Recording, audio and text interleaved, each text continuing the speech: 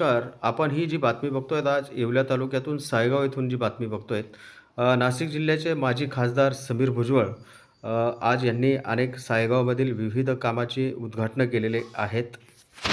तर या बाबतीमध्ये आपण तालुक्याच्या बाबतीमध्ये काय सांगू शकतात? अनेक आपल्या माध्यमामधून भुजबळ साहेबांच्या माध्यमामधून तलाठी कार्यालय हे मोठ्या प्रमाणामध्ये या येवला शहरामध्ये दिलेले आहेत. या बाबतीत आपण काय सांगू शकता?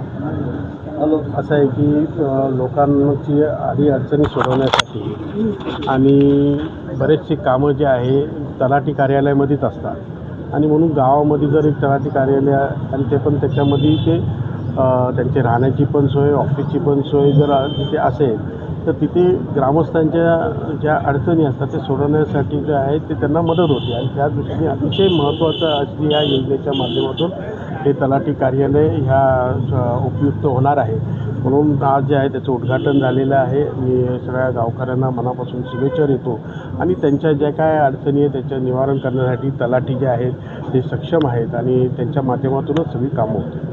हो, मला तुमच्या माध्यमातून एक प्रश्न विचारायचा आहे की विषय असा असेल का इथं जो तलाठी नेमलेला आहे तो तलाठी इथं राहू शकतो का?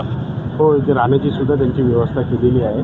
म्हणूनच सांगितलं किंवा तेव्हा कार्यालय पण आहे आणि त्यांचे निवासस्थान पण आहे, म्हणजे जेणेकरून त्यांचीसुद्धा सोय झालेली आहे आणि ते सुद्धा उपलब्ध जे आहे गावकऱ्यांसाठी 24 तास उपलब्ध राहू शकतात.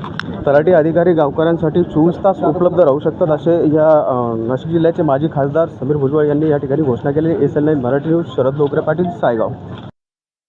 शाळेचा प्रश्न, आरोग्याचा प्रश्न, तर असे अनेक प्रश्न जे आहेत आपल्यासमोर येत जातात. आपण त्याचं निराकरण करत असतो आणि त्याचाच एक भाग म्हणून आज मी आपल्याकडे सगळ्यांच्या समोर आलो आहे. आदरणीय भुजबळ साहेबांच्या माध्यमातून या तालुक्यामध्ये बरीच मोठमोठी कामं झालेली आहे. आपल्या गावामध्ये सुद्धा झालेली आहे. आज तर 10 वेगवेगळ्या ठिकाणी कामाचं लोकार्पण किंवा भूमिपूजन आहे आपल्या गावात.